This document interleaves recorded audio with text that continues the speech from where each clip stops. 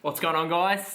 Nick here again, the Flexible Dieter. So welcome to my next video. So today we're going to go over the supplements that I take and the supplements that I recommend. This won't be a massive list. I'm not a huge supplement guy, but basically looking at why certain supplements I take, why I take them, and I guess the scientific reasons behind that. Not just throwing money at a bunch of things and hoping they work. So let's jump straight into the video. Moving like the speed of sound. So just before I get into it, guys, it's important to remember that supplements are exactly that. They're something to supplement your daily intake of food intake. So they're something to add to that, and they're not necessary. You don't need to be taking them.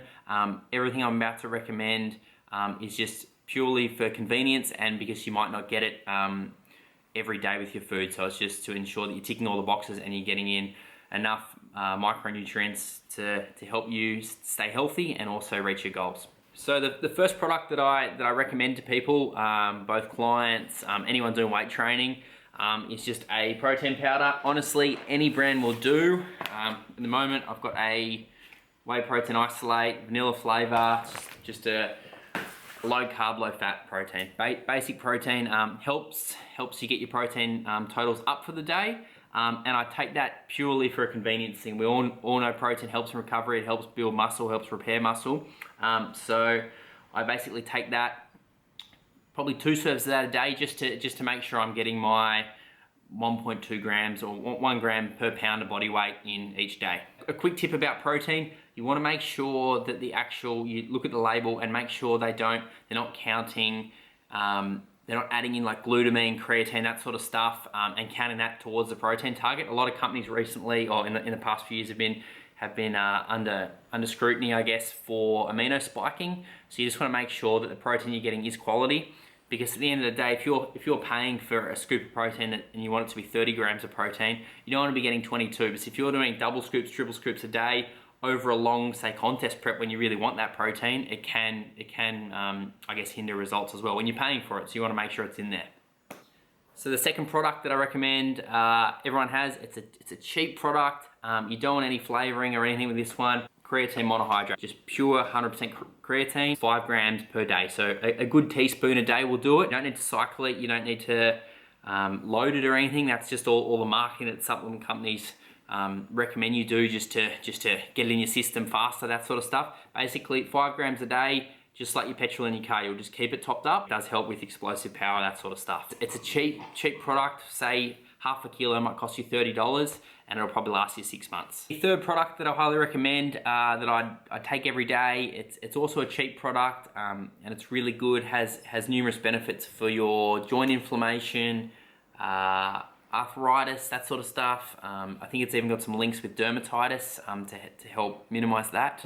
Fish oil. So right here I've got some odorless fish oil. I just go with the extra strength tablets. Little tip I like is I take them at night. If you're like me and you get a fair bit of reflux, if I take them in the morning, I tend to always be very be burpy and smell like fish. I don't want that, so I take them before bed, and usually that all wears off by the morning. Brush my teeth and I'm good to go. EPA and DHA, you want that between about 2 to 3 grams per day. So within each tablet, typically you're getting about maybe 400.4 of a gram. So you will need to take, say, 8 or 9 tablets. But if you get the extra strength ones or ones that are higher in those two, EPA, DHA, which they have the benefits for the joint inflammation and the actual reason you're taking it, you do need to take about 4 tablets. So yeah, keep that in mind. Don't just do 1 or 2. You can get away with taking 5 or 6. One thing to keep in mind is that these will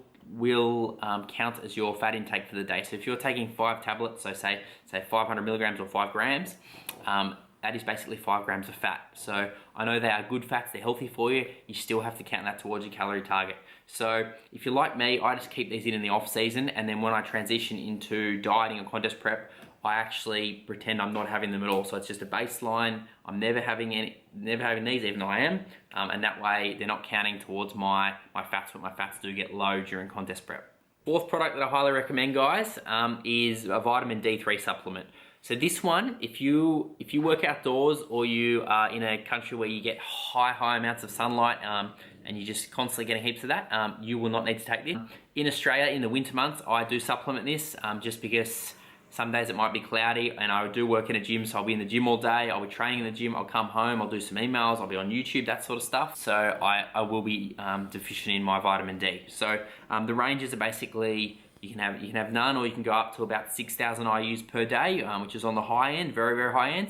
And I guess you don't know how much you need until you get your blood work done. But just to be safe, I recommend 2,000 to 3,000 IUs a day. So it's just typically 2 or 3 tablets. It's going to be good for your bones. It's good for your calcium absorption as well, I believe. So that's just to cover all your bases if you're not getting enough sunlight.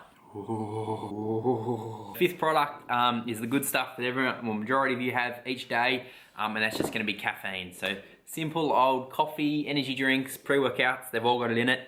And I just supplement with caffeine, ideally anywhere from 200 milligrams to say 400 milligrams before you train is going to be elicit a good response in energy and focus. You'll be more alert and it'll just pump you up for your session ahead. The only downside to having caffeine is it's a bit of a diuretic, so you want to make sure you have a lot of water. So usually I drink my caffeine and always have about 500 milliliters of water before I train. The final product is going to be beta-alanine. It's found in a lot of pre-workout endurance products. So about 5 or 6 years ago, there wasn't much talk about beta-alanine, but in recent times, there's been a lot of studies. It has been linked to people achieving higher amounts of anaerobic activity. So stuff like, say you're doing 15 reps, you might get an extra rep, it might help you. So it's in a lot of pre-workouts, but it's often underdosed. So I recommend about anywhere from 2 to 4 grams of this per day. So you can have it ideally before you train if you want to get those tingles, but I honestly don't believe it does matter when you take it. So maybe don't take it before bed, but if you want to, you can. If it doesn't affect you, you can. So I just take that before I train with my caffeine, and that about does it for the day.